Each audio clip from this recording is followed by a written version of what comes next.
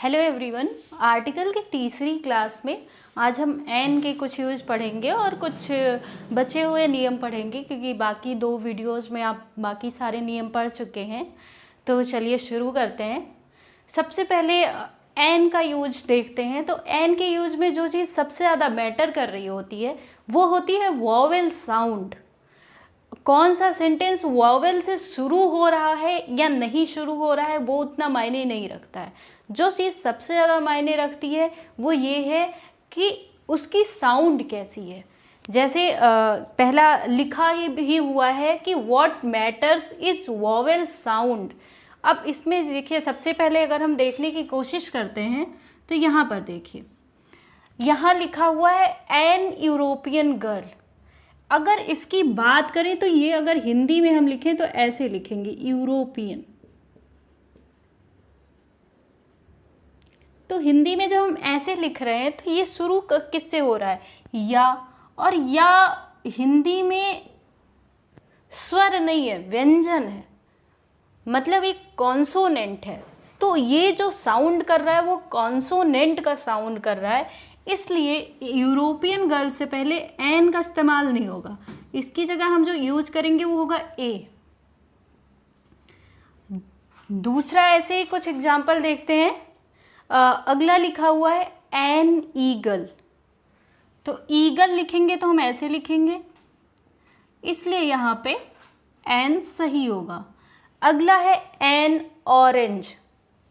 Orange लिखते हुए उसको भी ऐसे हिंदी में लिखने की कोशिश करें तो ऐसे लिखेंगे ऑरेंज। हर जगह मतलब अगर कोई भी शब्द है जो लिखा हुआ है वहाँ पे, अगर उसको हम हिंदी में लिख कर देखें तो हम इसको किस शब्द से शुरू करते हैं वो साउंड वहीं से हमको पता चलेगी। और अगर वो साउंड कॉन्सोनेंट है, हिंदी में लिखने पर उसकी शुरुआत कॉन्सोनेंट से होती है, एक व्यंजन शब्द से होती है, तो उससे पहले हमेशा ए का इस्तेमाल होता है। अगर ऐसा नहीं है, अगर वो लिखा जाता है एक स्वर शब्द से, मतलब साउंड जो है वो वॉवेल है, तो उसके लिए हम एन का इस्तेमाल करते हैं। नेक्स्ट जो हमारा है वो है, यहाँ पे देखिए अगर, तो यहाँ पे लिखा हुआ है आवर। वैसे तो ये इंग्लिश की बात करें तो ये कॉन्सोनेंट से शुरू है, यच कॉन्सोनेंट है, लेकिन अगर इसको हम हिंदी में लिखते हैं तो हम लिखते हैं यहाँ पर इसको अगर हिंदी में लिखेंगे तो लिखेंगे आवर। अब अगर हिंदी में इसे आवर लिखेंगे तो आ से शुरू हो रहा है, तो वो हिंदी का जो है वो स्वर शब्द है, वो इसलिए वॉवेल साउंड कर रहा है, इसलिए आवर से पहले एन लगाएंगे। ऑनेस्ट भी ऐसा ही शब्द है, तो उससे पहले एन का इस्तेमाल करेंगे। तो ये तो हुई कि सबसे मेन तरीका कि जिससे हम डिसाइड करते हैं कि वहाँ ए होगा या एन होगा। उसके लिए जो सबसे ज़्यादा मैटर कर रहा है वो है वॉवेल साउंड। दूसरी अगर बात की जाए तो हम यूज करते हैं एन का एब्रीविएटेड फॉर्म्स के साथ। अब एब्रीविएटेड फॉर्म्स क्या होती हैं, किसी चीज़ को छोटा करके लिख देना। जैसे मिनिस्टर ऑफ पार्लियामेंट है तो उसको एमपी लिख दिया गया। मिनिस्टर ऑफ लेजिस्लेटिव असेंबली है तो उसको एमएलए लिख दिया गया, या इंडियन एडमिनिस्ट्रेटिव सर्विसेज को आईएएस लिख दिया गया। तो ऐसे केस में क्या होता है कि जब भी इनको लिखते हैं तो इनसे पहले जो हमारा आर्टिकल आता है वो हमेशा एन ही होता है, तो इसलिए यहाँ एन लगाया गया है और दूसरा भी एन का इस्तेमाल किया गया है।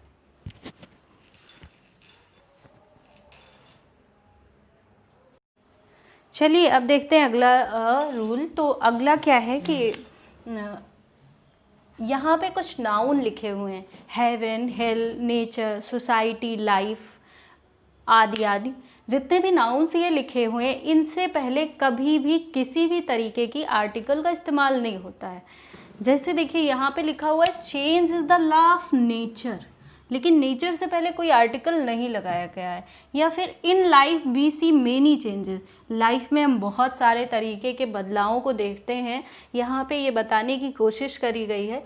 लेकिन यहाँ पर भी हमने कोई भी आर्टिकल का इस्तेमाल नहीं किया है। तो ये कुछ ऐसे शब्द हैं या ऐसे नाउन हैं जिनके लिए हम आर्टिकल का इस्तेमाल बिल्कुल भी नहीं करते हैं। हाँ, इनके कुछ एक एक्सेप्शन भी हैं। इंग्लिश किसी भी मामले में केमिस्ट्री से कम नहीं है। तो एक्सेप्शन एक एग्जाम्पल है जैसे द लाइफ ऑफ पाई। तो द लाइफ ऑफ पाई में इसके लिए लाइफ से पहले द का इस्तेमाल किया गया है,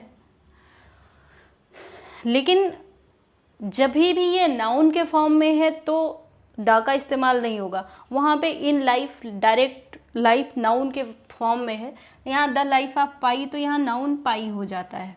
तो ऐसी कुछ जो केसेस आती हैं एक्सेप्शनल, तो उस केस में हम इस्तेमाल करते हैं द का।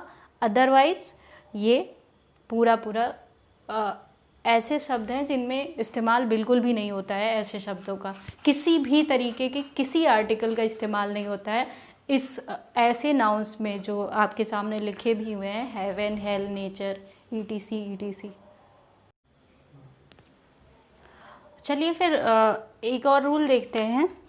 तो यहाँ पर देखिए मैंने कुछ किताबों के नाम लिखे हैं। ये नाम आपके लिए बहुत सुने से नाम हैं, जैसे कुरान, गीता, रामायण, महाभारत, बाइबल।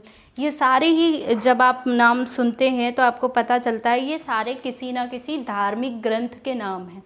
तो इन धार्मिक ग्रंथों का जब नाम लिखा जाता है, किसी भी जब इन धार्मिक ग्रंथों का नाम हम किसी सेंटेंस में लिख रहे होते हैं तो वहाँ पर इनसे पहले दा लगाते हैं। इसलिए यहाँ पे लिखा है the Quran, the Gita, the Ramayan, the Bible. ऐसे भी और जितने भी हैं, द महाभारत या फिर द विष्णु पुराण, जितने भी आते हैं उन सबका जब हम नाम लिखेंगे तो उन नामों से पहले ऐसी सारी धार्मिक किताबें जितनी भी हैं उनके लिए हम आर्टिकल द का इस्तेमाल करेंगे। अगला आते हैं, ये जो लिखा हुआ है हम देखते हैं, लिखा हुआ है no article before abstract noun. जो भी अब्स्ट्रैक्ट नाउन होते हैं हमारे, अब अब्स्ट्रैक्ट नाउन क्या होते हैं? ऐसे नाउन जो इनको आप, जैसे नाउन को आपने कहा कि पर्सन, प्लेस या थिंग ऐसी चीज़ें हैं, तो पर्सन की बात की जाए तो उसे आप देख सकते हैं, छू सकते हैं। प्लेस, वहाँ पर आप जा सकते हैं। थिंग है तो उसको भी आप बिल्कुल वो एक फॉर्मेट में है। लेकिन नाउन फीलिंग्स के जो नाम हैं उनको भी, या क्वालिटीज़ हैं उनको भी नाउन ही कहा जाता है। तो ऐसी जो फीलिंग्स हैं या क्वालिटीज़ हैं जिनको आप देख या छू नहीं सकते, सिर्फ महसूस कर सकते हैं, ऐसे नाउन होते हैं अब्स्ट्रैक्ट नाउन। अब अब्स्ट्रैक्ट नाउन की जब भी बात आती है तो उनसे पहले आर्टिकल का इस्तेमाल नहीं होता है। जैसे इस नाउन की बात करें, ऑनेस्टी, तो ऑनेस्टी एक तरीके का नाउन है जो एक क्वालिटी बताता है, ईमानदारी। तो honesty is the best policy, यहाँ पे लिखा गया है कि ईमानदारी एक बहुत अच्छा गुण है इंसान के अंदर। तो ये जब इसको हम डिनोट कर रहे होते हैं तो इसमें कभी भी हम आर्टिकल का इस्तेमाल नहीं करते हैं।